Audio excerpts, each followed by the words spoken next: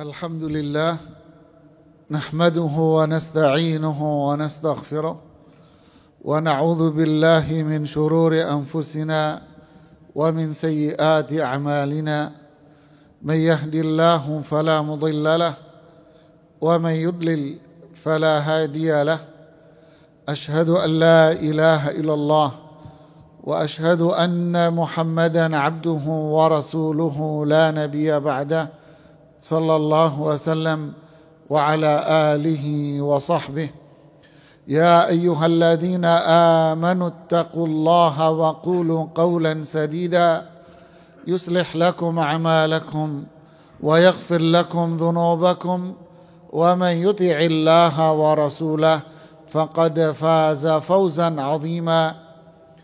Wahai orang-orang yang beriman, bertakwalah kalian kepada Allah dan ucapkanlah tutur kata yang baik. Niscaya Allah akan jadikan perbuatan-perbuatan kalian menjadi sebuah amalan yang saleh, dan Allah akan mengampuni dosa-dosa kalian. Sungguh orang yang taat kepada Allah dan Rasul-Nya, dialah yang mendapatkan kesuksesan besar.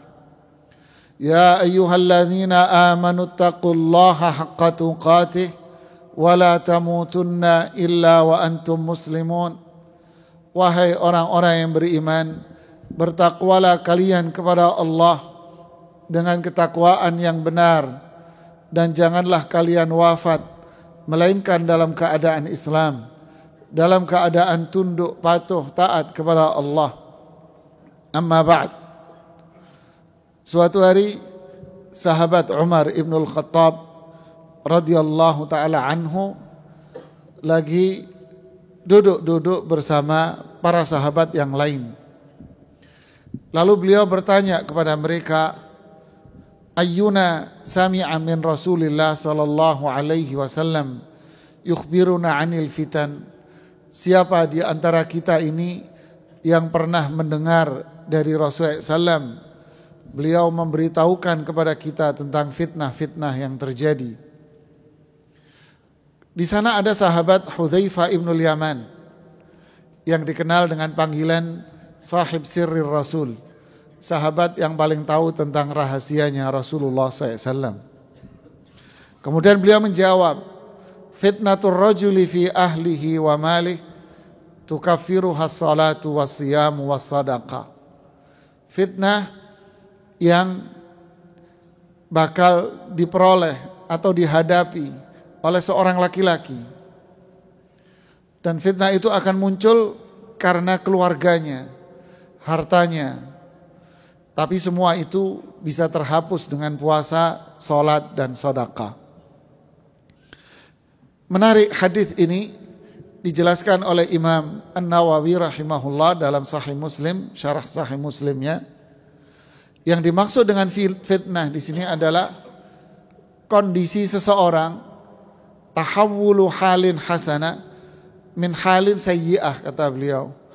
Kondisi seseorang yang baik akan berubah menjadi kondisi yang buruk. Itu fitnah namanya, kata Imam Nawawi. Kemarin dia baik, nyaman, enak, enjoy. Tapi setelah berjalan waktu, kondisi dia semakin memburuk. Ini namanya fitnah. Apa penyebab fitnah ini muncul, jamaah? Di ayat Al-Quran dijelaskan kisah tentang Nabi Nuh alaihi salatu wassalam.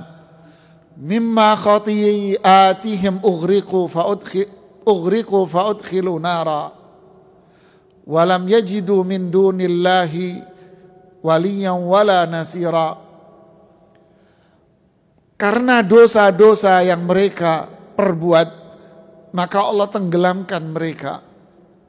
Lalu Allah masukkan mereka ke dalam neraka, dan mereka tidak akan mendapatkan penolong sama sekali. Kemudian di dalam hadis Abu Dawud, Rasulullah SAW bersabda, "Ma min rajulin yakunu fi qaumin yu'malu bil ma'asi wa yaqdiruna an yughayyiru falam yughayyiru illa ammahumullahu bi'iqabin." tidaklah ada seseorang dalam satu kerumunan, dalam satu tempat, lalu si fulan yang satu orang ini berada di tengah kerumunan itu, dia sendiri yang berbuat maksiat di tengah-tengah mereka. Mereka ini mampu untuk mencegah dan menghalau si fulan ini untuk tidak berbuat maksiat, tapi mereka tidak mau melakukan dan membiarkan si fulan ini berbuat maksiat di sana. Allah akan azab semua orang yang ada di sana. Jamaah rahimani Allah wa iyyakum. Bagaimana kalau itu terjadi di keluarga kita? Makanya berita-berita yang sering kita dengar, kota ini sudah over pengadilan agamanya. Terlalu banyak orang yang sudah mengajukan perceraian. Kota ini, kota itu, dan kota ini. Konflik rumah tangga kayaknya sebuah badai, makanya disebut badai katanya. Yang tidak ada yang bisa menghalaunya badai itu, kecuali hanya zat yang menciptakan badai, yaitu Allah subhanahu wa ta'ala. Luar biasa. Mulai dari mereka yang baru menikah sampai mereka yang sudah lama menikah pun, badai dan konflik ketidaknyamanan di dalam rumah tangga itu kayaknya bagian dari tubuh mereka yang tidak bisa dipisahkan. Ibarat jamur yang senantiasa tumbuh karena memang hujan tak pernah berhenti. Inilah para jamaah, kalau saya mengambil contoh kasus keluarga saja. Saya tidak mengambil contoh kasus negara, terlalu besar. Saya tidak mengambil contoh kasus kantor, tidak, banyak juga para penghuni. Saya ambil contoh kasus yang kecil aja penghuninya, yaitu keluarga. Bayangkan jika keluarganya itu suaminya atau istrinya berbuat maksiat, seperti yang disebutkan dalam surat Nuh tadi, mimma khati'atihim ughriqu, karena dosa-dosa mereka lah mereka akhirnya ditenggelamkan oleh Allah. Suaminya berbuat dosa maksiat, suaminya tidak menjalankan perintah Allah, begitu pula istrinya, maka yang terjadi rumahnya semuanya adalah rumah yang bakal dipenuhi dengan azab. Para jamaah sekalian, coba Anda buka di dalam Al-Quran, di juz 28, Anda akan dapati dua surat yang bergandengan di sana, yaitu surat At-Talaq dan surat At-Tahrim. Surat At-Talaq berisi dengan surat isinya perceraian. Kemudian setelahnya dilanjutkan dengan surat At-Tahrim yang isinya adalah surat konflik keluarga. Dua surat yang berisi tentang konflik dan perceraian di dalam Al-Quran. At-Talaq, perceraian itu sampai akhir konflik. At-Tahrim, isinya konflik yang dimulai dari seorang suami. Ya ayuhan nabiyyu lima tuharrimu ma ahallallahu lak tabtaghi mardata azwajik. Yang ditegur Rasulullah SAW, karena memang ini adalah hukum. Wahai Nabi, kenapa engkau mengharamkan apa yang dihalalkan oleh Allah hanya karena sayang sama istrimu? Kamu merubah hukum Allah, kamu ganti hukum Allah, Anda tidak taat dengan Allah. Yang haram Anda diamkan, kemaksiatan terjadi di dalam rumah tangga Anda diamkan dengan dalih sayang sama istri, dengan dalih sayang sama anak-anak Anda. Ini adalah konflik berat, besar ini. Coba lihat hadis tadi yang saya bacakan. Jika ada satu orang saja yang bermaksiat di sekitar kerumunan masyarakat, lalu mereka tidak merubah kemaksiatan itu, tidak menegurnya, maka semuanya akan diazab oleh Allah Subhanahu wa taala. Anuhliku wa fina salihun. "Ya Rasulullah, apakah kita bisa binasa? Padahal di sini ada orang-orang baik." "Ya, kalian semua bisa binasa karena kemaksiatan itu dibiarkan terjadi di tengah-tengah kalian." Bagaimana jika itu keluarga? Suaminya masa bodoh dengan sholat, suaminya tak peduli dengan perintah Allah, suaminya tak peduli dengan yang halal dan yang haram, penghasilan haram dia telan, dan dia mengatakan hari gini mencari yang halal, yang haram saja susah, seakan-akan semua ini adalah isinya yang haram. Semua dia terjang oleh sang suami. Inilah yang terjadi. Istrinya melanggar syariat Islam, tak berjilbab, keluar rumah semaunya sendiri. Suaminya diam dengan dalih sayang. Anaknya keluar tanpa busana, tanpa jilbab. Anaknya pacaran sana dan pacaran sini. Pulang sekolah malam hari, orang tuanya juga diam dan pura-pura bisu dan tuli. Apa yang terjadi? Ammahumullahu bi'adzab. Allah hancurkan keluarga itu, jemaah. Makanya tak ada kebahagiaan keluarga yang seperti ini. Tak ada senyum, tak ada kesenangan. Ada senyum kalau ada duit. Ada senyum kalau ada materi dan harta. Kalau tidak, kenapa mas gak langsung pulang kantor? Jawabannya standar, nunggu macet. Padahal punya nyampe di rumah bete dia. Hari Minggu, Ahad, di mana? Nongkrong di kompleks sama yang lain. Kenapa gak duduk di rumah Anda sama istri Anda dan anak Anda?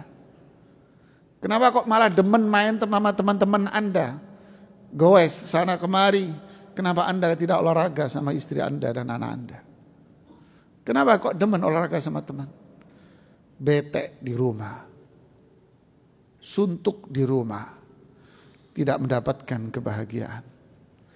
Ini tanda bahaya. Makanya coba Anda buka nanti habis sholat Jumat ini, buka Anda di handphone Anda, di surat At-Tolak gitu.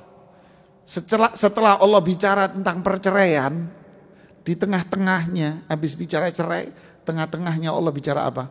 Wa may yattaqillaha yaj'al lahu makhraja wa yarzuqhu min haitsu la yahtasib wa may yatawakkal 'ala Allahi fahuwa hasbuh innallaha balighu amrih. Habis bicara cerai semua, Allah bicara apa? Siapa yang bertakwa, Allah kasih solusi dari semua problem. Kira-kira menurut Anda apa ini? Sistematika ini. Habis bicara cerai loh jamaah. Allah bilang siapa yang bertakwa, Allah kasih solusi dari semua problem Anda. Dan Allah kasih rezeki Anda dari jalan yang tidak Anda sangka-sangka. Kok bicara konflik terus habis itu ngomong rezeki? Korelasinya apa? Banyak talak sebabnya apa? Rezeki, duit, materi. Siapa yang bertakwa, Allah kasih jalan keluar. Rezekimu nanti ditanggung sama Allah dari jalan yang Anda tak sangka. Siapa yang menyerahkan semua urusan sama Allah, justru Allah akan tolong dan Allah berikan kebahagiaan buat Anda. Lalu datang lagi beberapa ayat lagi di bawahnya. Wa may yattaqillaha yaj'al lahu min amrihi yusra. Siapa yang bertakwa kepada Allah, Allah bikin semua urusannya mudah. Di surat At-Tahrim, secara bicara konflik ini, panjang ini.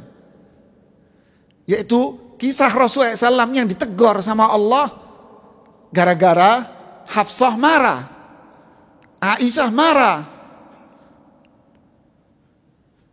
Karena cemburu. Kemudian Rasulullah SAW mengatakan, mulai hari ini kamu mau nggak kalau Maria istri saya yang satu ini saya cerai? Atau saya tidak mau gauli, maaf bukan saya cerai, saya keliru. Saya tidak akan gauli lagi dia. Mengharamkan apa yang dihalalkan oleh Allah gara-gara apa? Sayang sama istrinya. Allah tegar Rasulullah sallallahu alaihi wasallam. Allah tegar Hafsah, Aisyah, Zainab, ditegar sama Allah karena mereka orang mulia, maka dosanya hari itu pula langsung dimaafkan sama Allah. Nah, kalau kita gara-gara sayang, banyak orang menempatkan sayang yang salah. Pembiaran atas maksiat-maksiat terjadi dalam keluarganya dengan dalih sayang. Udah gede dia, entar ngerti sendiri. Binasa itu rumah tangganya, jemaah. Lalu setelah itu Allah bicara apa? Habis itu di ayat yang ke-6 di At-Tahrim ini. Sebelumnya saya bicara ini. Umar Ibnul Khattab marah melihat kejadian itu sama putrinya. Kata Umar, kunna ma'syara Quraisyin naghlibu nisa'ana. Kita orang-orang Quraisy, kita laki-laki yang mengalahkan perempuan. Wajibna ila qaumin taghlibuhum nisa'uhum. Kita datang ke satu kaum di mana perempuannya berkuasa dan menguasai suaminya. Kalian hati-hati kamu. Allah turun ayat, katanya Umar bin Khattab. Marah. Benar, ayat turun. Semuanya bertaubat dan merubah sikapnya. Dan fenomena ini kembali terjadi di masyarakat kita. Suami-suami sayang sama istri, akhirnya mereka tak berdaya di hadapan para istrinya.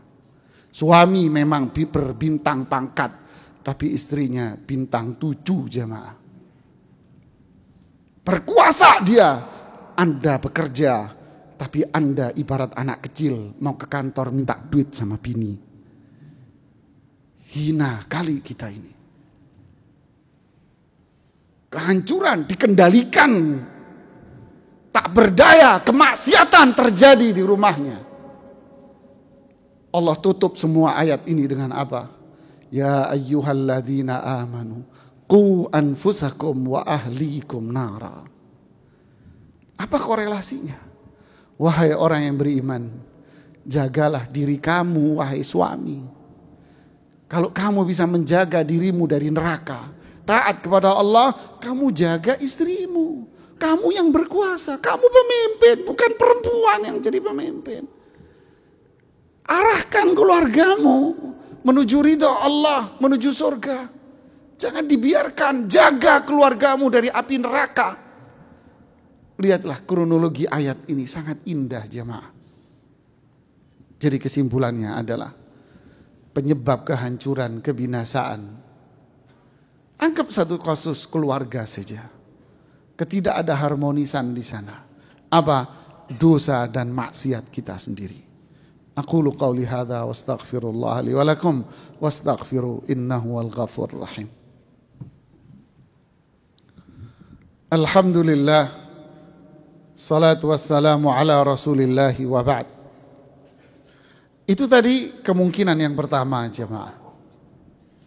Kemungkinan yang kedua, bisa jadi ada orang mengatakan, tuh fulan, kalau dibilang taat ya enggak lah dia. Tapi kok keluarganya harmonis. Ini Ustadz ngomong asal aja dia. Saya banyak tuh teman harmonis. Bahkan orang non muslim pun saya lihat dia harmonis kok. Berarti realita yang disebutkan itu gak benar dong. Itu kondisi pertama, jemaah. Kondisi yang kedua Allah sebutkan di Al-Quran. Lau yu'akhidullahu an-nasa ala ma kasabu ma taraka ala dhahriha min dabbah. Andai Allah menghancurkan seperti yang saya kisahkan pada kondisi pertama itu. Andai Allah mengadab semua orang yang berdosa, maka di bumi ini gak tersisa manusia, jemaah. Ma taraka ala dhahriha min dabbah. Gak ada yang hidup di muka bumi ini kalau Allah mau mengadab semuanya. Maksudnya apa? Maksudnya adalah sabda Rasulullah sallallahu alaihi wasallam. Lau aradallahu bi'abdihil khaira ajjala lahul uqubah jika Allah menghendaki kebaikan pada diri seseorang, Allah timpahkan musibah sama dia. Kok bisa? Ya, si fulan jadi pendekar karena dia sudah 100 kali nyungsep di selokan, jemaah. Si fulan jadi pendekar, kenapa?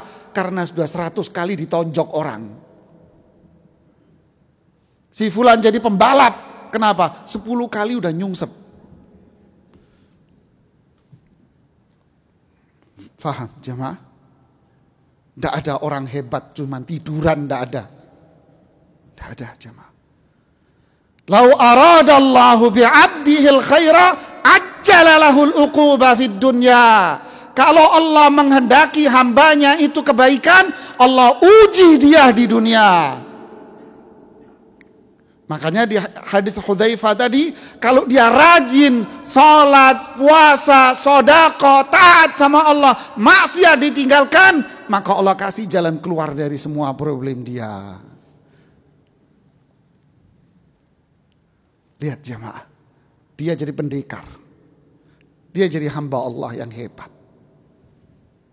Nabi Nuh diuji, umatnya dikit.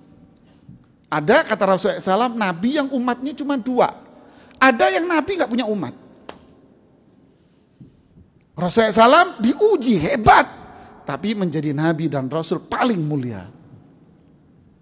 Walau arada bi'abdihi syarra amsakalahu bidhanbih hatta yuwafiyahu lahu yaumal qiyamah.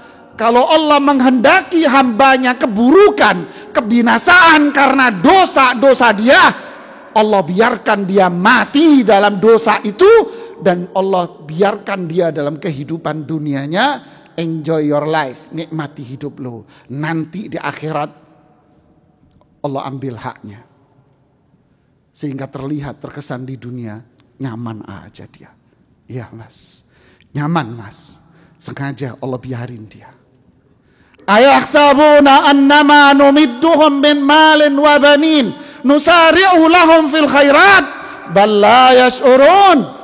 Apakah mereka itu menyangka bahwa Allah kasih rezeki, kasih duit Anda, kasih harta berlimpah kepada Anda, kasih keturunan kepada Anda, kasih istri yang cantik kepada Anda, apakah Allah berarti sayang sama Anda? Anda tak sadar. Sadar mas. Bala yashurun, mereka nggak sadar itu. Kalau itu adalah kebinasaan di akhirat nanti. Apa tanda kalau nikmat yang Allah berikan itu adalah nikmat kebaikan? Lihatlah si fulan. Rajinkah dia ibadah dan dekatkah dia dengan Allah? Itulah kebaikan. Jalan tol bukan berarti bebas hambatan. Tapi jalan tol banyak terjadi kecelakaan di dalamnya. Ya. Profesor, dia jadi profesor, lama di bangku sekolah, capek. Berarti ujian. Tapi karena dia tekun, ulet, istiqomah, mulia dia di hadapan Allah. Jadi ada orang yang kondisi kedua langsung diazab sama Allah, langsung dihancurkan. Bentuk azabnya apa? Macam-macam. Ada galau, gelisah, nggak akur, nggak ini, keluarga macam-macam azab Allah. Istrinya ke sana, ke timur, dia ke barat, nggak pernah, sudah nggak ada kedamaian dia. Cerai, kawin lagi begini, cerai, kawin, terus begitu. Ada yang anteng, adem, ayem, tapi dia nggak taat. Inilah 2 model manusia jemaah yang Al-Quran dan Rasul mengatakan. Kesolusinya apa? Itu tadi di ayat yang bacakan. Wa may yattaqillah yaj'al lahu makhraja. Siapa yang bertakwa, Allah kasih solusi dari semua problem Anda. Yang kedua, wa yarzuqhu min haitsu la yahtasib. Allah kasih rezeki dari jalur yang tidak Anda sangka-sangka. Bukan angka, tapi kepuasan. Yang ketiga, Allah bikin urusan Anda mudah. Yang keempat, yukaffir anhu sayyiatihi wa yu'zim lahu ajra. Allah ampuni semua dosa Anda. Yang kelima, Allah lipat gandakan pahala Anda. Semoga kita menjadi orang-orang yang seperti ini. Barakallahu fikum. Semoga Allah memberikan keberkahan buat kita semuanya. Innallaha wa malaikatahu yusalluna 'alan nabi ya ayyuhalladzina amanu sallu 'alaihi wa sallimu taslima. Allahumma salli wa sallim 'ala rasulina al-mustafa wa 'ala alihi wa sahbihi. Allahumma ighfir lana wa li ikhwanina alladhina sabaquna bil iman wa la taj'al fi qulubina ghillan lil ladzina amanu rabbana innaka raufur rahim. ربنا هب لنا من أزواجنا وذرياتنا قرة أعين واجعلنا للمتقين إماما ربنا اغفر لنا ولوالدينا وارحمهما كما ربيانا صغيرا اللهم إنا نسألك الهدى والتقى والعفاف والغنى اللهم أصلح لنا ولاة أمورنا إلى ما فيه صلاح الإسلام والمسلمين اللهم أصلح لنا ولاة أمورنا إلى الصراط المستقيم اللهم اهدهم إلى الصراط المستقيم ربنا آتنا في الدنيا حسنة وفي الآخرة حسنة وقنا عذاب النار سبحان رب العزة عما يصفون وسلام على المرسلين والحمد لله رب العالمين. الله أكبر الله